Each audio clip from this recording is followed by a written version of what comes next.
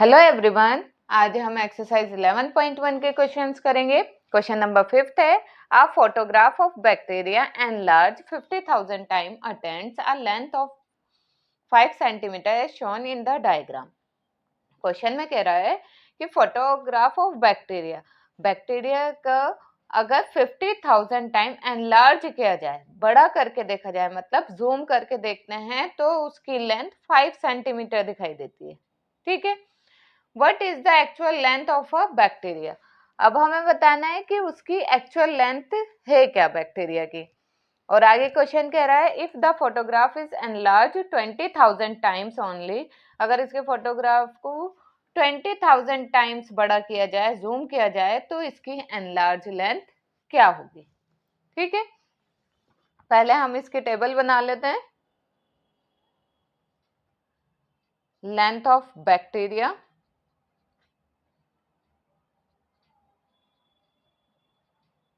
इन centimetre, ठीक है, और फोटोग्राफ of bacteria enlarge।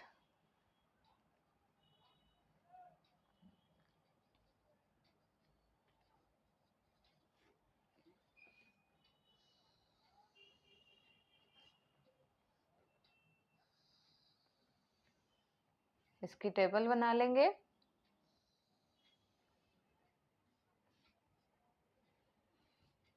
हमें गिवन क्या क्या दे रखा है, देखिए हमें दिया है अगर 50,000 टाइम्स बड़ा करके देखते हैं तो लेंथ उसकी कितनी आती है, 5 सेंटीमीटर।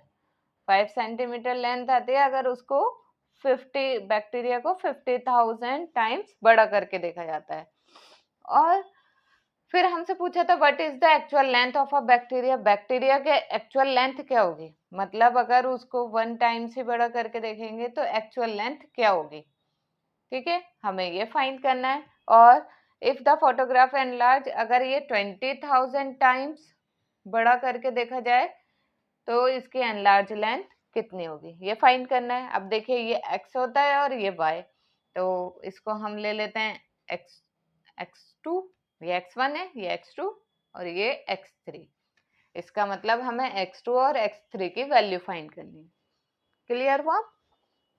अब देखिए जैसे जैसे हम फोटो के जितने टाइम्स एनलार्ज करते जाएंगे उसी तरह से लेंथ ऑफ बैक्टीरिया भी बढ़ती जाएगी। और अगर हम इसकी एनलार्ज कम करेंगे, जूम कम करेंगे, तो उसकी लेंथ भी कम दिखाई देगी। इसका मतलब ये क्या है, डायरेक्ट प्रोपोर्शन में। तो लिख देंगे it is a case of direct proportion. इसलिए इसमें फॉर्मूला कौन सा लगाएंगे, x1 upon y1 is equal to x2 upon y2। इससे हम x2 की वैल्यू फाइंड कर लेंगे कि एक्चुअल लेंथ थी क्या।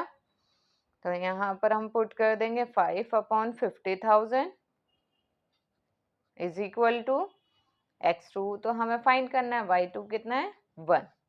ठीक है, ये 1 तो इधर जाके मल्टीप्लाई हो जाएगा। अब इसको काट देंगे तो ये आ जाएगा हमारा 10,000, मतलब x2 की वैल्यू आ गई 1 अपॉन 10 की पावर कितना है, 4 जीरोस थे, इसलिए हम इसे लिख सकते हैं x2 is equal to 1 upon 10 की पावर 4। 10 की पावर 4 का मतलब इसको ऊपर ले जाएंगे तो पावर नेगेटिव हो जाएगी। x2 की वैल्यू आ गई हमारे पास 10 की पावर -4। तो लास्ट में हम इसका आंसर लिख देंगे, so the actual length of bacteria is 10 की पावर -4 सेंटीमीटर। ठीक है, एक्चुअल लेंथ तो हमें पता लग गई। अब हम x3 की वैल्यू फाइंड करेंगे। उसके आगे क्वेश्चन करेंगे हम। अब देखिए हमें x3 की वैल्यू फाइंड करनी है, इसलिए यहाँ पर लिखेंगे x1 upon y1 is equal to x3 upon y3, क्योंकि जो इसका रेशियो होगा वही इसका होगा, इसलिए इन दोनों को इक्वल रख दिया। x1 upon y1 is equal to x3 upon y3। x1 5 upon 50,000 is equal to x3 upon y3 मतलब 20,000। अब ये इधर मल्टीप्लाई में चला जाएगा,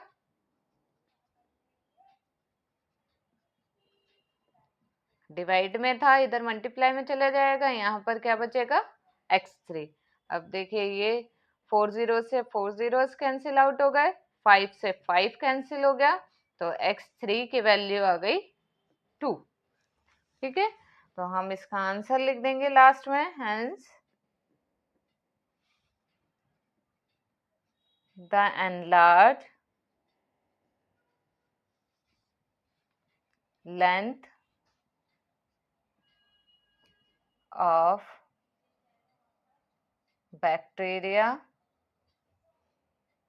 is 2 centimeter। Question number 6 है, in a model of a ship the mast is 9 centimeter high while the mast of the actual ship is 12 meter high. If the length of the ship is 28 meter, how long is the model ship? Question में कह रहा है एक ship का model है जिसकी must की height 9 centimetre, must मतलब होता है इसमें जो लगा खंबा लगा होता है, डंडा ये जो लगा होता है ये होता है मस्ट। इसकी हाइट मॉडल शिप में जो मस्ट लगा हुआ है उसकी हाइट कितनी है 9 सेंटीमीटर, और एक्चुअल शिप जो है उसके मस्ट की हाइट है 12 metre. Clear? If the length of the ship, जो शिप की लेंथ है अगर 28 मीटर हो तो उसके मॉडल की शिप की लेंथ कितनी होगी, ये हमें फाइंड करना है। तो पहले इसकी हम टेबल बना लेते हैं। मॉडल शिप है और एक्चुअल शिप है, एक्चुअल शिप है, ये तो हमें दे रखा है इन सेंटीमीटर में और ये हमें गिवन है इन मीटर में। क्लियर? अब देखिए हमें क्या क्या गिवन है, हमें गिवन है मॉडल शिप का, in a model ship the mast height, हमें हाइट गिवन है 9 सेंटीमीटर। अगर इसकी मस्ट की हाइट 9 सेंटीमीटर है तो एक्चुअल शिप की हाइट कितनी है 12 मीटर। ठीक है, और अगर एक्चुअल शिप की लेंथ 28 मीटर है, मीटर तो हमने यहाँ लिख रखा है, अगर 28 मीटर है तो हमें फाइंड करना है कि मॉडल शिप की लेंथ कितनी होगी। तो ये हमारा x होता है और ये y, तो हम इसको क्या ले लेंगे x2। ठीक है, ये तो हमें दे रखी है लेंथ और ये हमें दे रखी है हाइट। ठीक है, अब देखिए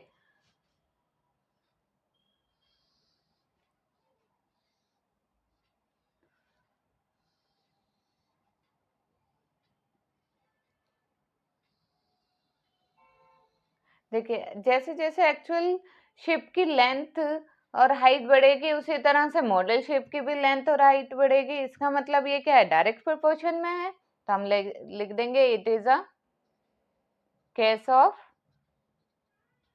डायरेक्ट प्रोपोर्शन। इसलिए इसमें फॉर्मूला लगाएंगे x1 upon y1 is equal to x2 upon y2। x1 हमारे पास है 9 अपॉन y1 है 12 इज इक्वल टू x2 है, हमें फाइंड करना है x2, और y2 है 28। अब ये x2 हमें फाइंड करना है तो ये 28 डिवाइड में इधर जाके मल्टीप्लाई में हो जाएगा, तो ये आ जाएगा मल्टीप्लाई 28 इज इक्वल टू यहाँ पर क्या रह जाएगा x2। अब देखिए इसको हम डिवाइड कर देंगे, ये हम 4 के टेबल से कर देते हैं, 4 3 जा 4 7 जा, फिर ये 3 से ये कैंसिल आउट हो जाएगा, ये 3 पे चले जाएगा, तो x2 की वैल्यू हमारे पास आ गई 3 7 जा 21 सेंटीमीटर। तो लास्ट में हम इसका आंसर लिख देंगे, हैंस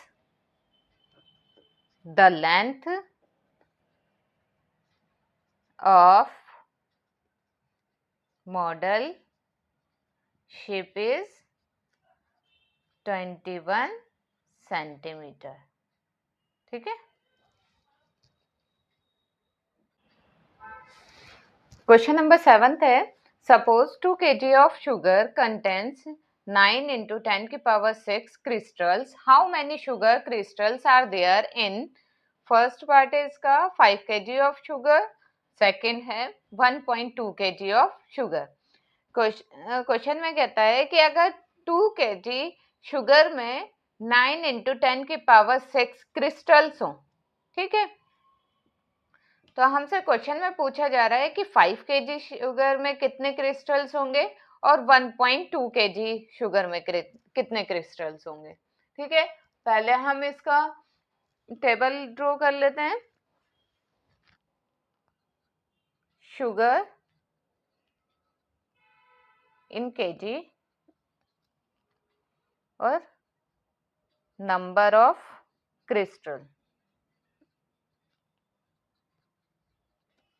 ठीक है, अब वो बोल रहा है कि अगर 2 kg शुगर है तो नंबर ऑफ क्रिस्टल्स कितने हैं, 9 into 10 की पावर 6। और इसके फर्स्ट पार्ट में कह रहा है अगर 5 kg शुगर है तो नंबर ऑफ क्रिस्टल्स कितने होंगे, अगर 1.2 kg शुगर है तो नंबर ऑफ क्रिस्टल कितने होंगे। ठीक है,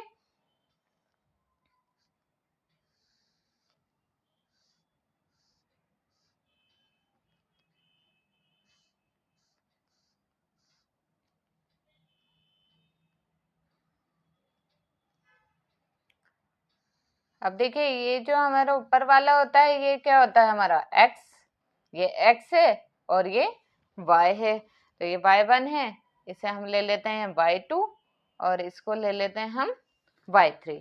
अब हम फर्स्ट वाला इसका सॉल्व करेंगे। अब ये देखिए जैसे जैसे इसके किलोग्राम बढ़ता जाएगा, जैसे जैसे शुगर की क्वांटिटी बढ़ती जाएगी नंबर ऑफ क्रिस्टल्स भी बढ़ते जाएंगे, इंक्रीज हो जाएंगे। तो इसका मतलब ये क्या है, डायरेक्ट प्रोपोर्शन में है। तो हम लिख देंगे इसे as quantity of sugar increase the number of crystal also increase. जैसे जैसे क्वांटिटी ऑफ शुगर बढ़ती रहेगी उसी तरह से नंबर ऑफ क्रिस्टल्स भी बढ़ते रहेंगे। तो ये क्या है, therefore it is a case of direct proportion। ठीक है, अब इसमें हम डायरेक्ट प्रोपोर्शन का फॉर्मूला क्या होता है, x1 upon y1 is equal to x2 upon y2। x1 हमारा क्या है 2 अपॉन 9 इंटू 10 की power 6 is equal to x2 5, y2 की वैल्यू हमें फाइंड करनी है। ठीक है, अब देखिए यहाँ पर हमें y2 की वैल्यू फाइंड करनी है, y2 को इधर ले जाएंगे और जो मल्टीप्लाई में वो डिवाइड में आ जाएगा, जो डिवाइड में वो मल्टीप्लाई में चला जाएगा। तो y2 तो इधर आ जाएगा, यहाँ 5 मल्टीप्लाई ये इधर चला जाएगा, 9 इंटू 10 की पावर 6 अपॉन 2। ठीक है, अब ये देखिए ये कट नहीं सकता है तो y2 कितना आ जाएगा, 5 9 जा 45 इंटू 10 की पावर 6 अपॉन में 2। यहाँ पर हम सॉल्व कर देते हैं, y2 इज इक्वल टू 45 को 2 से डिवाइड करेंगे, ये आ जाएगा 22.5 इंटू 10 की पावर 6। अभी हमने इससे पहले वाले चैप्टर में एक्सपोनेंट एंड पावर्स पढ़ी थी। हम ये जो पॉइंट होता है, डेसिमल होता है, इसको यहाँ लगाते हैं। जब इसको हम यहाँ पर लगाएंगे तो एक 10 और बढ़ जाएगा। ठीक है, जब हम राइट से लेफ्ट की साइड लेकर आते हैं डेसिमल, तो हमारा पॉजिटिव में 10 आता है ना, तो हम यहाँ पर लिख देंगे, ये हो जाएगा 2.25 इंटू 10 की पावर 6 से ये क्या हो जाएगी 7, क्योंकि एक 10 यहाँ पर चला गया। तो ये हमारा इसका आंसर आ गया। तो हम लास्ट में इसका लाइन लिख देंगे, therefore 5 kg of sugar contains 2.25 into 10 की पावर 7 क्रिस्टल्स। ठीक है, अब इसका सेकंड पार्ट, अब इसी तरह से इसका सेकंड पार्ट करेंगे। अब ये देखिए, हमने अभी x1 upon y1 x2 upon y2 को इक्वल रखा था। अब हम x1 y1 के इक्वल में रख देंगे x3 y3, क्योंकि इनका भी रेशियो इक्वल होगा। अब रखेंगे हम x1 upon y1 is equal to x3 upon y3, क्योंकि हमें अब y3 की वैल्यू फाइंड करनी है। x1 कितना है 2 अपॉन 9 इंटू 10 की power 6 is equal to x3 है 1 अपॉन 2 अपॉन में y3। ठीक है, अब ये y3 की वैल्यू फाइंड करनी है। ये इधर मल्टीप्लाई में चला जाएगा, ऊपर चला जाएगा, और जो ये मल्टीप्लाई में वो डिवाइड में आ जाएगा इधर, और जो डिवाइड में वो इधर मल्टीप्लाई में चला जाएगा। तो ये आ जाएगा 1.2 इंटू 9 इंटू 10 की पावर 6 अपॉन में 2। क्लियर हुआ? अब ये देखिए, पॉइंट हट के नीचे 10 आ गया, ये 2 से कट जाएगा 6 पर, तो y3 की वैल्यू आ गई 6 9 54 अपॉन में 10 इंटू 10 की पावर 6। तो y3 ये डेसिमल इसमें लगा देंगे, तो ये आ जाएगा 5.4 इंटू 10 की पावर 6। ठीक है, ये हमारा आंसर आ गया। इसके लास्ट में हम लिख देंगे hence 1.2 kg of sugar contains 5.4 into 10 की पावर 6 क्रिस्टल्स। ठीक है, 1.2 kg में कितने क्रिस्टल्स होंगे 5.4 into 10 की पावर 6।